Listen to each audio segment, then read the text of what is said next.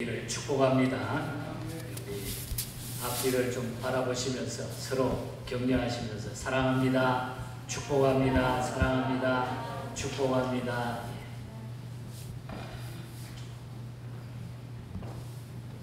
인생을 살다가 보면은 어려운 일들을 통해서 또 우리의 실수를 통해서 또 피치 않는 그런 일들을 통해서 나도 모르게 실패하고 넘어질 때가 참으로 많습니다.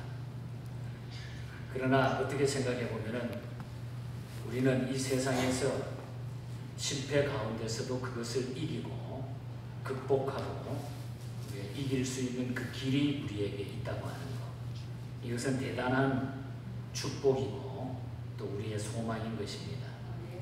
우리가 팬데믹 기간에 또 지금까지 1년 반 이상 여러 가지 힘든 일들을 우리가 경험해 오면서 혹시 너무나 힘들어서 못 견디고 나는 실패한 것이 아닌가 이런 생각들이 든다고 하면은 오늘 이 주신 말씀을 통해서 우리의 믿음을 점검하시면서 실패를 극복하고 승리하는 우리 모두가 되기를 축복합니다.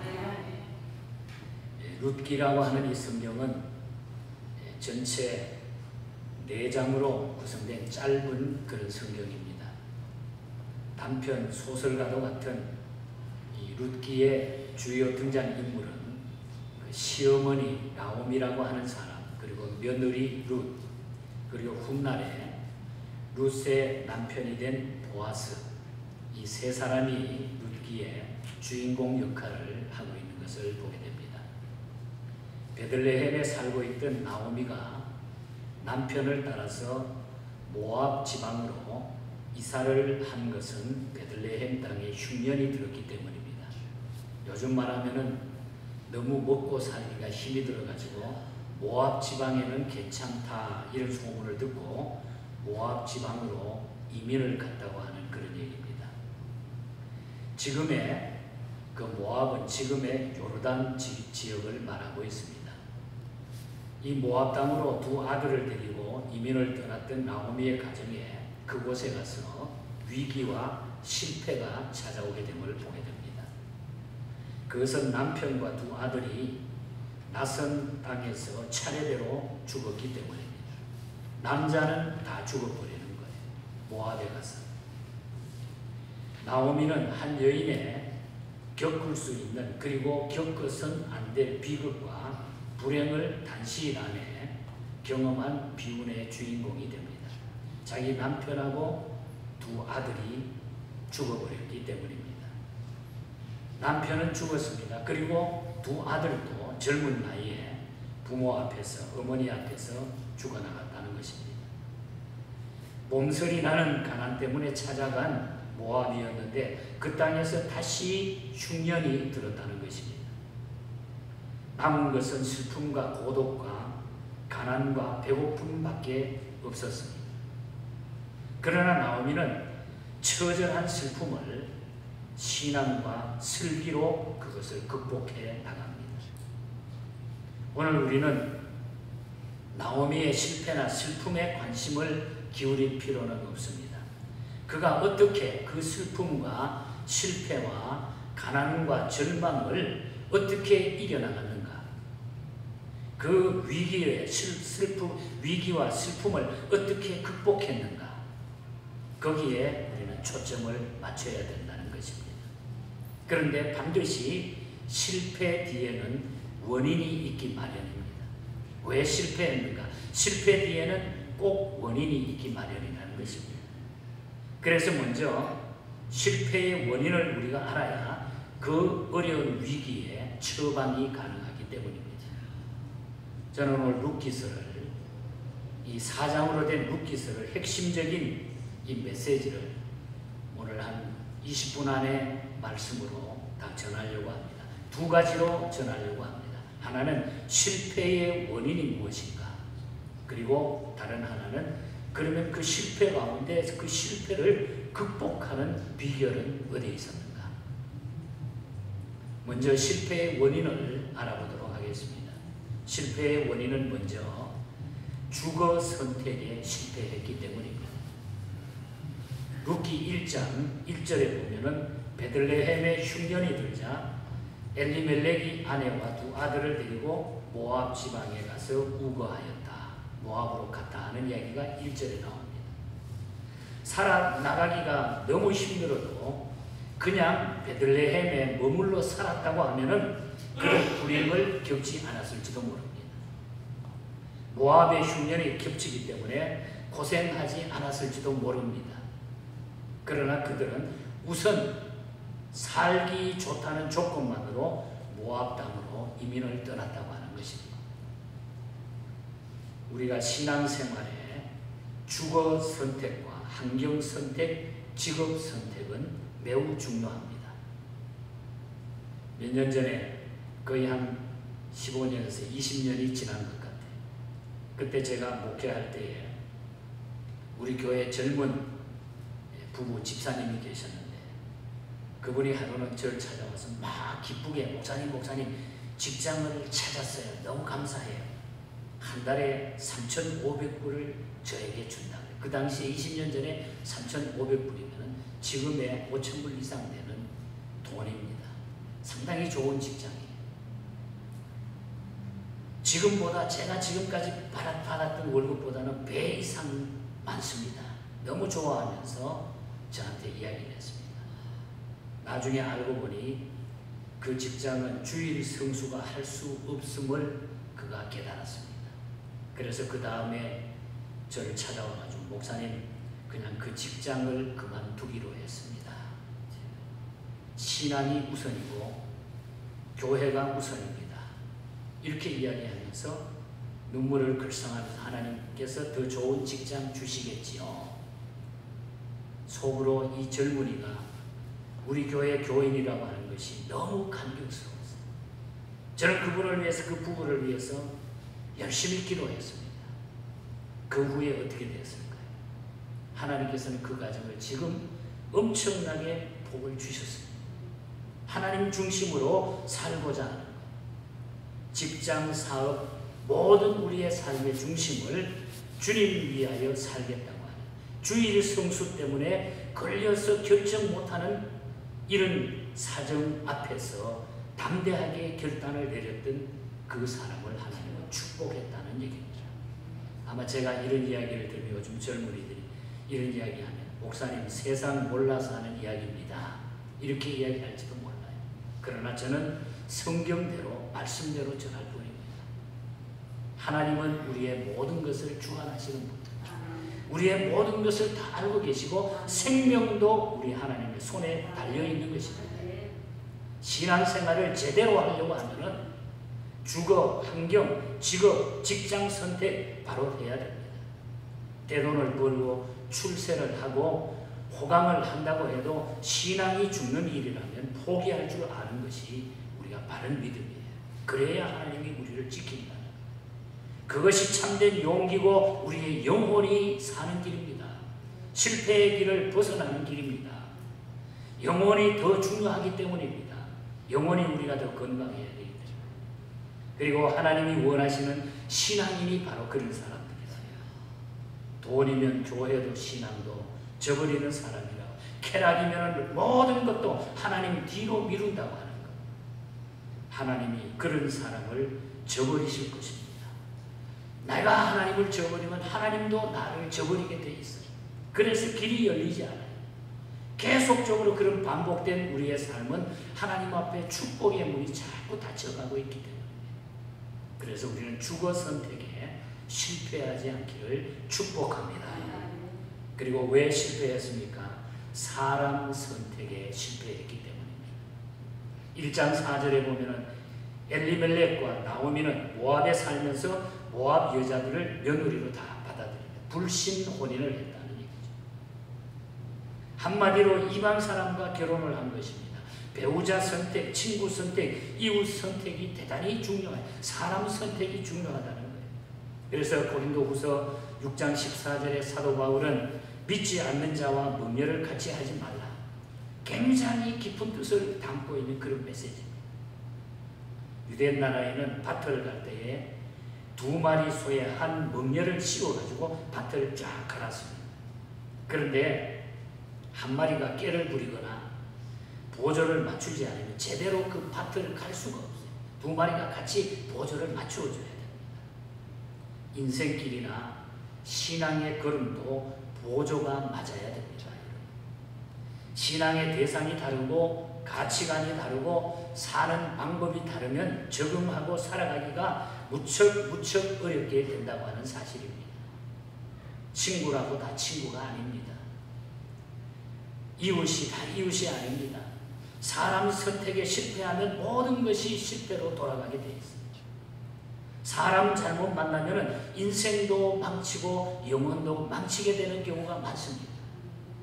우리 기독교인의 남자 선택, 여자 선택, 친구 선택 기준은 무엇보다도 신앙이 첫째임을 우리가 명심해야 돼요. 그래서 우리는 믿음 안에 교제가 중요한 거예요. 우리가 교회 안에서 믿음으로 하나가 되어서 서로 교제할 수 있다고 하는 것은 이게 천국의 모형입니다. 그래서 우리는 믿음의 교제가 중요하다. 믿음의 사람을 만나는 것이 너무너무 중요하다. 아무나 우리는 모든 것을 만나서 아무나 그 앞에 우리의 모든 것들을 맡겨서는 안 된다. 하나님 중심으로 좋은 사람들 많이 만날 수 있기를 축복합니다. 그리고 세 번째 실패의 원인은 신앙 선택의 실패이기 때문입니다. 베들레헴이나 예루살렘에는 예배가 있었고 모임 장소가 분명했어요. 예루살렘에. 그런데 모압 땅에는 하나님을 예배하는 처소도 없고 예배 장소도 없습니다. 모압에는 그 당시에 모압에는 전부 완전히 우상 숭배가 판을 치고 있는 그곳이에요. 그런데 거기에는 먹고 살기가 좋다고 해가지고 거기에 그냥 다 신앙을 포기하고 그곳에 갔다는 거죠. 그런 환경에서 정상적인 신앙이 유지될 리가 없습니다. 예배 생활을 어떻게 할 수 있겠습니까? 예배가 이루어지지 않았습니다. 예배를 멀리하고 소홀히 취급하는 것은 곧 하나님을 멀리하고 소홀히 여기는 것과 똑같은 것입니다. 신앙생활에서 예배는 최우선이 돼. 예배는 그 어느 것보다도 최우선입니다. 예배는 11조보다도 전도보다도 예배는 하나님 앞에 드리는 나와의 관계 속에서 내 영혼이 사느냐 죽느냐의 문제가 달려있기 때문에 예배를 소홀히 해서는 안 돼요. 예배의 성공자가 인생 성공자가 되는 것입니다. 아무 일이 없을 때 나와 예배 드립니다. 예배는 어떤 환경 가운데서도 우리는 하나님 앞에 우선적으로 드려져야 되는 것이 예배입니다. 교회 봉사한다고 치고 다른 일에 바빠서 예배에 소홀히 한다고 하면 그거는 하나님이 기뻐하지 않아요. 예배 드리고 전도하고 예배 드리고 성경 공부하고 예배 드리고 아이들을 가르치고 예배 드리고 교회 봉사하는 것, 예배의 우선이 돼야 된다. 예배가 제일 우선이다.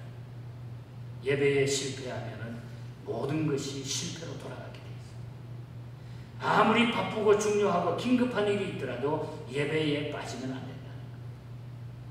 예배에 빠지는 횟수와 하나님의 관심에서 멀어지는 횟수가 비례한다고 하는 사실을 꼭 기억해요. 솔로몬은 1000번제를 드렸다고 했습니다. 신앙의 우선 선택, 예배의 우선 선택이 중요하다. 그래서 나오미의 가정은 실패하게 되었습니다. 주거 선택에 실패했죠. 신앙 선택에 실패했죠. 사람 선택에 실패했죠. 예배 생활에 실패하니까 그 가정이 결국 실패할 수밖에 없었다. 이것이 실패의 원인이었다고 하는 사실을 우리는 알게 됩니다. 이제 우리는 이 실패한 일에 대한 말씀을 다 기억했는데 가만히 생각해 보면 저를 유시해가지고 이 실패의 길에 한 번도 빠져보지 않는 사람은 없어요. 우리는 다 실패했던 자들이에요. 실패의 경험을 했던 자들이에요. 부끄러운 일이 우리에게는 다 있는 거예요. 그러나 우리가 여기서 멈추면 아무 소용이 없는데 이 실패를 극복하는 비결이 있다는 거, 그리고 이 실패를 우리가 극복해야 돼. 그래야 우리 그리스도인들은 승리자가 되는 것입니다.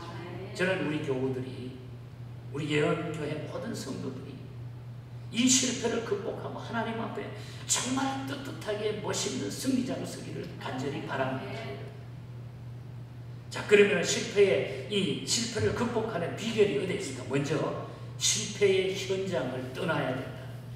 실패의 현장을 떠난다. 1장 6절에 보면은 모압 땅에는 흉년이 들고 베들레헴에는 풍년이 들었다 소식을 듣게 되죠. 그리고 1장 7절에 보면은 있던 곳을 떠났다. 더 이상 머무를 필요가 없는 곳, 더 이상 머물러서는 안 된 곳을 떠났다는 얘기입니다. 여러분, 진정한 회개라고 하는 것은 떠났던 하나님께로 돌아오는 것입니다. 떠났던 하나님께로, 떠났던 교회 품으로, 떠났던 하나님의 품으로 돌아오는 것이 회개라고 하는 것입니다. 신앙적으로 하나님을 떠났던 자리, 신앙적으로 하나님을 떠났던 행동, 신앙적으로 하나님을 떠났던 마음, 삶, 그곳에서 빨리 속히 우리는 벗어나야 된다. 그곳을 떠나야 된다.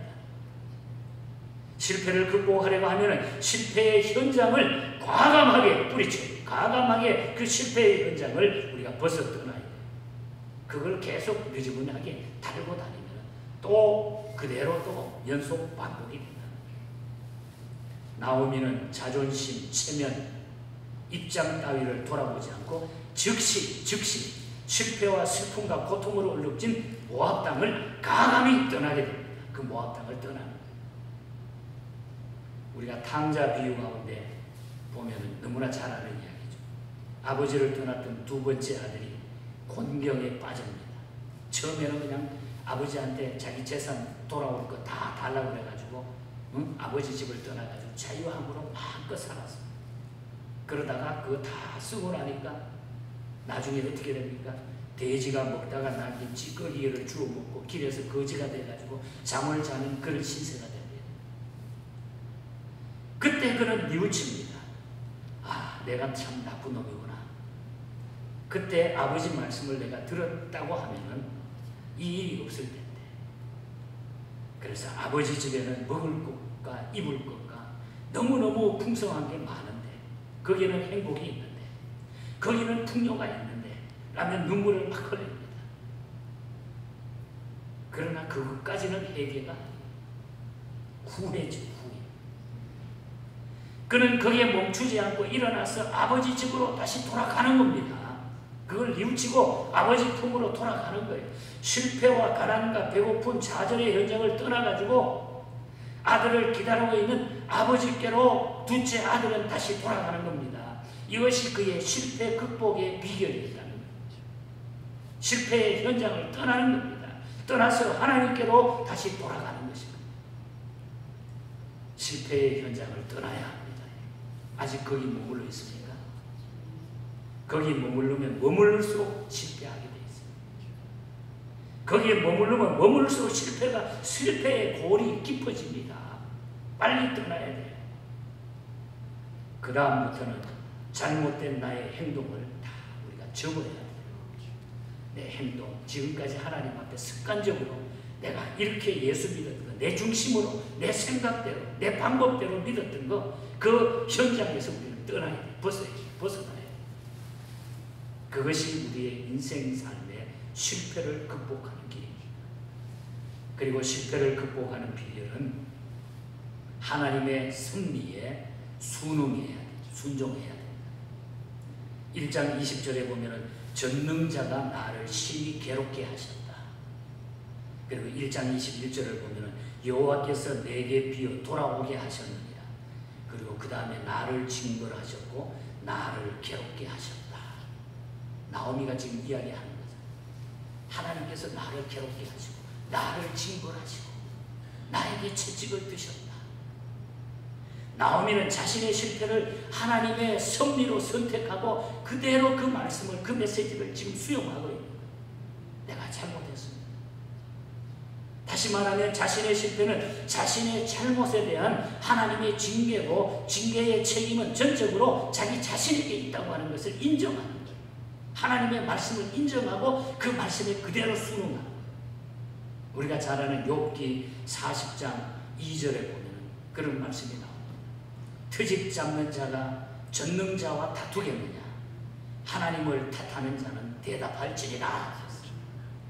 트집 잡는 자가 전능자 하나님하고 계속 다투겠느냐? 네가 잘못되면서도 내가 잘못을 지적했는데도 내가 말씀을 주는데도 네가 계속 트집 잡고 나한테 도전하겠느냐? 누가 나에게 전능자에게 하나님께 도전하겠느냐? 그런 사람이 있으면 대답해보라. 이런 얘기.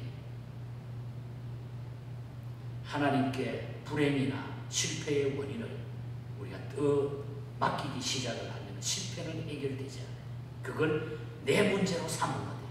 나에게 내 잘못으로 하나님의 섭리로 하나님께서 하셨구나 하고 거기에 순응하고 기다려야 실패가 극복이 된다는 얘기죠. 나오미는 자신에게 일어난 모든 것이 하나님의 섭리라는 사실을 믿고 순응했기 때문에 실패를 극복할 수 있었어요. 남편이 죽고 젊은 아들이 죽고 나도 이게 하나님의 섭리였구나. 내가 잘못했기 때문에 하나님이 이 일을 우리 가정에 주셨구나. 그걸 받아들이는 거예요. 그리고 하나님께로 다시 리턴하는 거예요. 그리고 실패 극복의 비결은 사람을 잘 만났다고 하는 거예요. 여러분, 우리가 실패했을 때 사람도 잘 만나야 돼요. 하나님이 만나게 해주시는 거죠. 남편과 두 아들을 잃은 나오미에게 위로를 준 사람은 둘째 며느리 루시였습니다. 그녀는 본래 모함 여인입니다. 그런데 나오미의 둘째 아들과 결혼한 둘째 며느리가 되죠. 짐작하건대 그녀는 나오미의 가정에 가족이 된 후에 그때부터 하나님을 알게 됐고 시어머니의 인격에 감동이 되어가지고 신앙을 갖게 된 것으로 봅니다. 그러니까 이 나오미는 정말로 시집 잘 온 거예요. 서로가 나오미와 이 룻이 만날 수 있는 것은 하나님의 서로 정말 너무 놀라운 그런 만남을 하나님이 주셨다. 룻기 1장 16절과 17절에 보면 두 아들이 죽고 난 다음에 시어머니 나오미가 룻에게 이제 너 돌아가라. 너 남편도 없는데 이제 니네들 갈 길 다 가라. 그래서 첫째 며느리는 갔어요. 자기 갈 길을 가요. 그러니까 룻에게도 가라고 했어요. 얼마나 애처롭습니까? 그때의 룻이 하는 이야기입니다. 룻기 1장 16절과 17절에 보면 룻이 시어머니 나오미에게 한 말이 기록이 됩니다. 룻이 가로되 나로 어머니를 떠나며 어머니를 따르지 말고 돌아가라 강건하지 마옵소서. 어머니께서 가시는 곳에 나도 가고 어머니께서 유숙하시는 곳에 나도 유숙하겠나이다. 어머니의 백성이 나의 백성이 되고 어머니의 하나님이 나의 하나님이 되시리니 어머니께서 죽으시는 곳에 나도 죽어 거기 장사될 것이다.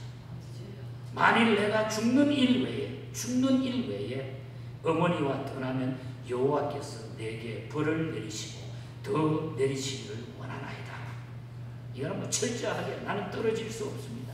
하나님이 나를 죽이기 전에는 내가 떨어질 수 없습니다. 나는 어머니를 사랑합니다. 어머니를 지킬 의무가 있습니다. 어머니와 함께 하겠습니다. 하나님의 백성, 하나님의 자녀로 나는 살겠습니다. 이 고백이. 만일 나오미가 룻과 같은 조부를 만나지 못했다고 하면 비극과 슬픔과 실패를 이겨내지 못했을 것입니다. 이 이야기를 들은 나오미는 얼마나 힘을 얻었겠어요.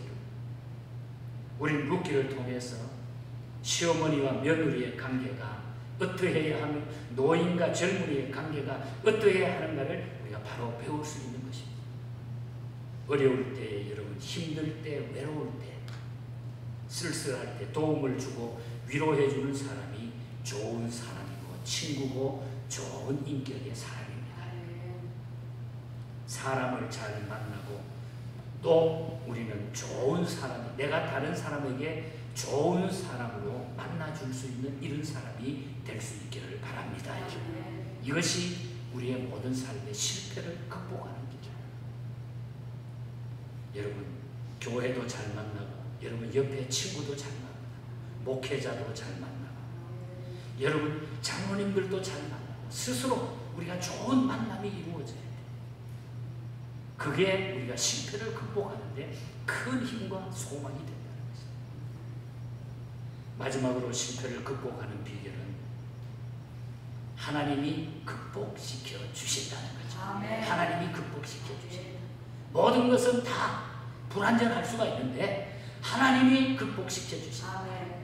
하나님께로 돌아오기만 하면, 하나님을 찾기만 하면, 하나님 앞에 구하기만 하면, 성령 충만함으로 넘치게 되면은 하나님이 모든 것을 극복시켜 주십니다. 나오미와 룻을 만나게 하신 분도 하나님이셨어요. 그들이 모압을 떠나서 베들레헴으로 다시 돌아오게 한 분도 하나님이셨어요. 오늘 읽은 4장은 마지막 부분입니다. 마지막에 어떻게 됐는지, 하나님의 축복이, 하나님의 그 축복의 줄기가 어떻게 이루어졌는가를 마지막 부분에 오늘 우리에게 말씀해 주신 부분입니다. 그래서 베들레헴에 돌아온 후에 보리밭에서 이삭을 줍습니다. 너무 가난하니까 땅도 없고 뭐 일할 데가 없어요. 그래서 남의 보리밭에 보리 추수하고 나면은 남은 이삭을 가서 주워다가 그걸 가지고 시어머니하고 먹고 삽니다. 그런데 그 이삭을 주우러 갔다가 그 동네에서 가장 부자이며 장로회의 의장인 보아스라고 하는 사람을 만나게 됩니다. 그래서 보아스가 나중에는 그 모습을 보고 일하는 일꾼들에게 그 보리밭에 이삭을 다 주지 말고 일부러 떨어뜨려 놔라. 이렇게까지 사랑을 베풉니다. 그래서 그 보아스의 마음을 움직입니다. 보아스가 룻을 사랑하게 됩니다. 보아스의 마음을 감동시켜서 이방 여자 룻을 사랑할 마음을 주시고 결혼도 하나님의 섭리 가운데 보아스와 룻이 결혼을 하게 됩니다. 한마디로 하나님이 위로와 실패를 관리하시고 극복할 수 있는 그 길을 하나님이 열어주셨다, 만들어주셨다.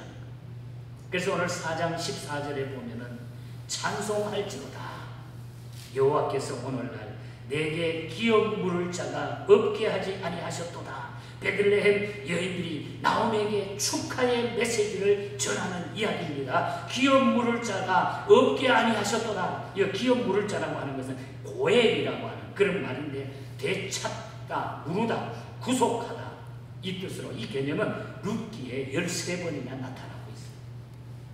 다시 말하면 이 개념은 죄에서 예속되어 본래의 기업인 하나님의 축복을 상실한 우리를 원래 상태로 회복시키기 위해서 우리의 구속자로서 사역하신 예수 그리스도의 사역을 바로 이 기업 물을 자로 이야기하고 있는 거예요. 그러니까 이제 하나님의 구원에서 멀어진 것이 아니라 하나님의 구원의 백성이 됐다. 하나님이 함께 하셨다. 하나님이 해결하셨다. 예수 믿고 구원받았다. 그 구원의 확신을 허락해 주는 거예요. 하나님이 이 나오미의 가정을, 룻을 들어서, 그래서 결국은 우리 예수 그리스도의 족보에 나타나는 다윗을 낳게 되고, 이 다윗의 할아버지 이새가 여기서 탄생되고, 그 줄기를 통해서 다윗이 태어나고 예수 그리스도가 이 줄기에서 탄생되는 하나님의 역사가 여기에 이루어졌다는 거예요. 여러분, 실패를 극복하는 것은 하나님이 극복하게 해주신다. 하나님이 극복하게. 그래서 결론적으로는 우리가 하나님 앞에 구하는 것밖에 없습니다. 하나님 앞에 얼마나 간절히 구했습니까? 그 자기의 잘못을 내려놓고 구하고 성령 충만함을 힘입어서 하나님 앞에 구함으로 성령의 충만한 역사를 이가 경험하고 있는 겁니다. 위기나 실패를 내가 관리하지 마시기 바랍니다. 하나님께 맡기고 기도하시기를 바랍니다. 하나님이 반드시 우리가 당면한 이 위기와 실패를 극복해 주시고 우리에게 충만한 하나님의 역사로 채우게 될 것입니다. 저는 그래서 이 말씀을 제가 준비하면서 제 자신이 먼저 힘을 얻었습니다. 기도하고 성령 충만하면 모든 것은 다 해결이 된다. 우리 서장로님께 위로의 메시지가 되기를 축복합니다. 우리 모두에게 하나님의 놀라운 역사에 기쁨이 되기를 바랍니다. 모든 것은 우리 하나님의 손에 달려 있습니다. 하나님 앞에 내려놓고 기도하고 성령 충만을 우리가 위하여 하나님 앞에 달려갈 수 있는 이런 성도가 다 될 수 있기를 바랍니다. 우리 그리스도인은 특히 하나님의 이름이 이 땅에 떨어지고 하나님의 몸인 나와 교회가 그 하나님을 드러내지 못할 때에 진정으로 하나님께 나와 부르짖어야 돼요. 오늘 이 시대는 교회의 이름이 땅에 떨어지고 우리 성도의 이름이 땅에 밟히고 목회자들이 세속화되는 이때 우리 한국에는 더한 것 같아요. 한국에 가끔 전화를 드리고 이야기 들고 내가 여기 이야기 좀 들려주면 목사님 한국은 더 큰일 났습니다. 목사님들이 돈을 받고 정치판으로 뛰어들고 큰일 났습니다. 교회가 세속하고 물질적으로 가고, 오늘 이 시대는 모두가 하나님 앞에 나와 부르짖고 성령 충만을 사모해야 될 줄 믿습니다. 여러분, 486장은 작자 미상의 곡입니다. 그런데 일본어로 넘어가서 어떤 작가가 이것을 번역했습니다. 원래 이 원 제목은 마음의 소원이에요. 마음의 소원.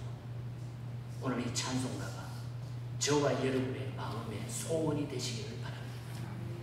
주 예수여 은혜를 내려주사 곧 충만케 하옵소서. 이 줄이고 목마른 나의 마음에 주 성령을 부으소서. 주 예수여 죄에서 풀어주사 나를 정결케 하옵소서. 이 세상의 유혹이 나의 마음에 틈 못하게 하옵소서. 5절에 보면 내 마음에 임하신 주의 성령 늘 계신 줄 믿습니다. 큰 은사를 나에게 부어주사 주 섬기게 하옵소서.